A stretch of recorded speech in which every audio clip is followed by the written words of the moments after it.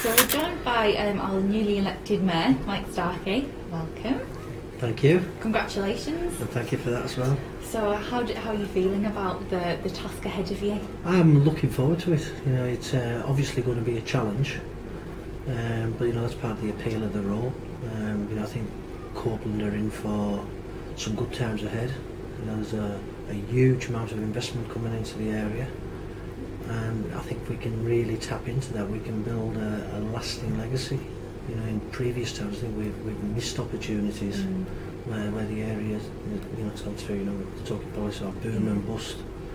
I, you know, grew up and started work, teenager in the first boom years. You know, when Egremont, where I lived, was like an epicentre for northern nightlife. But when all the contract work ended, you know, the boom ended with it. You know, it was effectively like a ghost town afterwards. You know, I think this time, you know, what we need is to establish a lasting legacy for the area. And you know, that really is the big challenge of the role. And I'm looking forward to getting to grips with it over the coming weeks and months. And what is it that you like about living in this area? Well, with the nature of my work, I've worked all over the country. You know, I was 18 months in London. I was based for 3 years out of Bristol and 3 years out of Solihull. Well, you know, all that time I've commuted. You know, I spent a lot of time living in hotels, but I've always kept my home base and raised my family in Egremont. You know, 40 years. Raised here, I know everybody here. I think it's a fantastic place to live and work. You know, the people who I'm friends with, I've been friends with from primary school, and you know, I'm still friends with them all now. So you know, it's the family ties and the friendship ties. You know, as well as being a great area that keeps me here, and will do for as long many as I years can. to come. Yeah. Well, hopefully, the job doesn't kill me. So, what would you say sort of your ideal weekend in Cumbria would be? Well, I'm still involved, not as heavily. For a lot of years, I was involved in local sport with youth football. Probably for a 10-year period. That was almost like having another job. You know, it become all consuming. You know, I took teams from under 8 right through to the grown men under 18s and playing in senior teams with the same group. I was involved with the Copeland, set up really the Copeland schools football team, and took lads to festivals in the Isle of Man and Durham, and you know, it's great to see all those sort of, you know, them develop into young adults, and you know, a lot of those lads still all friends together, and that was people from all over the borough. You know, now, you know, I'm involved. I go and watch Egremont Rugby League on a Saturday afternoon. I'm out on the beach early with my dog. Sounds good to me. You know, I live down to Mis near the coast, and you know, I've got a wee spaniel that needs a lot of exercise, so you know, I spend a bit of time walking on the beach. Still go out regularly in town. You know, most weekends myself and my wife are in town. We're in Whitehaven, in Wetherspoons. Sunday afternoon I'm recovering. No, Sunday afternoon you know, I'm out for the football. You know, I go to the rugby club, and you know, we have what we call the Sunday club in Egremont. It's you know, a group of us really has been friends for like 40 years, and you know, so that it's is keeping those bonds again. Yeah, that is the typical type of weekend that I have at the moment. So do you ever have any time? It's kind of relaxation, you know, really, when you're out.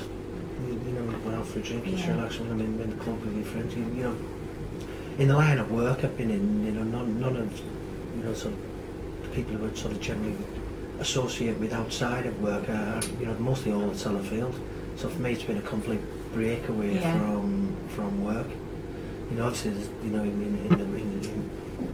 my business sort of life, there's a lot of functions to attend, and you know, I've worked with some guys for nearly 20 years in different associations and organisations. So you build sort of close relationships with people through your working environment as well. Yeah. You know, we like to get away and get on holiday, but you know, I don't stay in there. Where would you go if you could go anywhere?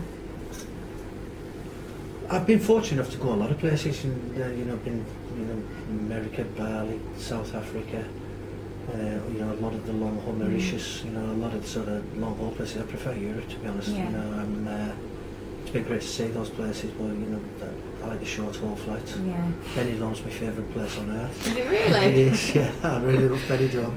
What is it that you like about Benidorm? I just love it. You know, it's not as a lot of people imagine Benidorm. You know, for me, there's something in Benidorm for everybody. Is it anything like the programme? No. Do you watch it? I do. I like the programme, but it's nothing like that at all.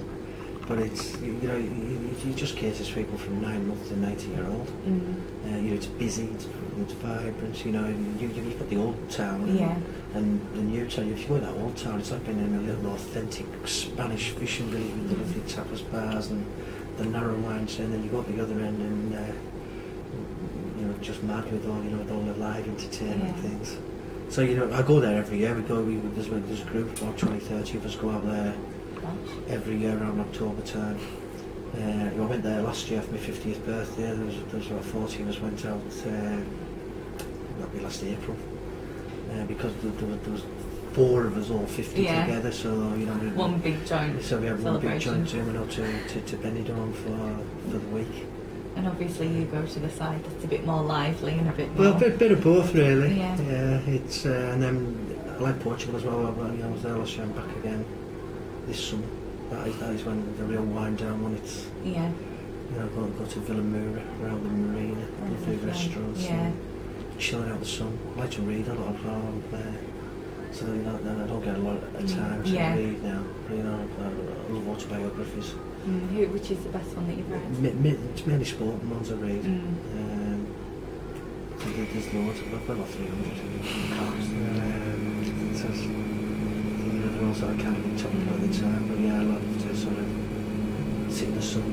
Yeah. Oh, it sounds like bliss, doesn't it? It does, yeah. It is. For the 2 weeks it lasts. And it is good to sort of chill out. Because the industry I work in, financial services, is not sort of, you know, your normal sort of 9-to-5 type job. You know, I never ever switch my mobile phone off. You know, it's on, you know, 7 in the morning, 11 at night, and you've got to be accessible to your clients in financial services, and, you know, 7 days a week. You know, it's probably not going to change much now. No, it won't. It's, but you know, that's sort of the environment that I've and the sort of work pressure that I've just been used to for 25 years now. So you mentioned sport quite a lot.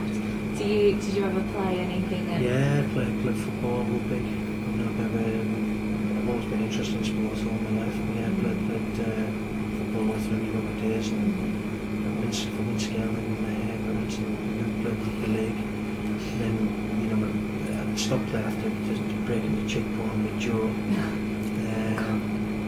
Because I couldn't really, you know, couldn't miss the time of work, to be honest. I was busy at work and getting paid. But yeah, I've continued to follow. You know, I love following sport. You know, I went out to Vegas a couple of years ago to the Ricky Hatton fight. Oh wow. Love boxing. Yeah. You know, couldn't get tickets to the last one then. No, and after watching it, I'm glad I didn't. It was awful. But, you know, as much as love boxing, I love sort of young people to get involved with sport. Yeah, absolutely.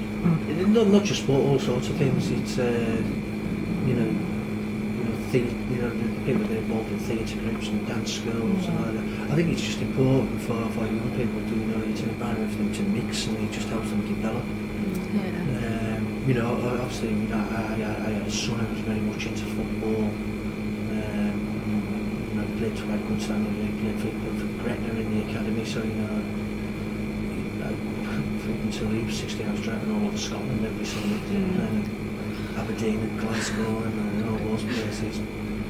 But you know, and a lot of those lads, they play with their all, you know, all good friends and that sort of, you know, I think it's just really important for the development of young people. So is that sort of something that you'd like to sort of push and encourage? Very much so. You know, so that we've been to the Eugene exhibition this morning, and the members of the Youth Parliament were there.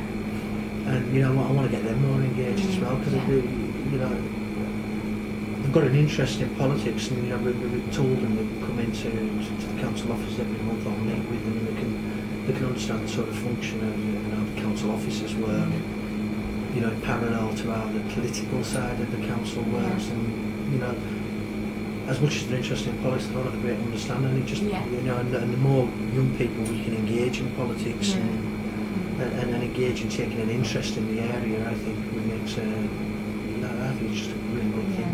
I think that's always a problem when it comes to election times, that the young people don't really understand what's going on or who to vote for, so they just don't. Yeah, they don't get engaged, Yeah. but so you know, hopefully by really publicising that, you know, making it sort of open to any, I do intend to go into the schools, into the sixth forms, and I'll offer to go in and just to generally talk about what I do and what the council does, and how it's different to what the MP does. And do you feel quite under pressure as you're our first elected mayor? No, I don't really. It's I think I knew what I was taking on. I knew what I was hoping to take on. That sounds a bit presumptuous that I was going to win, because it was very, very close right now. I knew everything that was going to come with it. I know that whatever I do, some of it won't be liked by a certain percentage. You can't please all people all the time. No, I don't think pressure's the right word. I think it's going to be challenging, but you can only give it your best shot. You can only do what you think's the best, and hopefully you can get everybody. I'm in on a non-political stance. I think at local government level, for me, it's all about putting the people before any political party or politics, and hopefully I can pull everybody together with one focus of Copeland and the residents of Copeland first, and political interest very much a very distant second. Well, we wish you the very best of luck with that. Yeah. So, thank you very much. Thank you very much.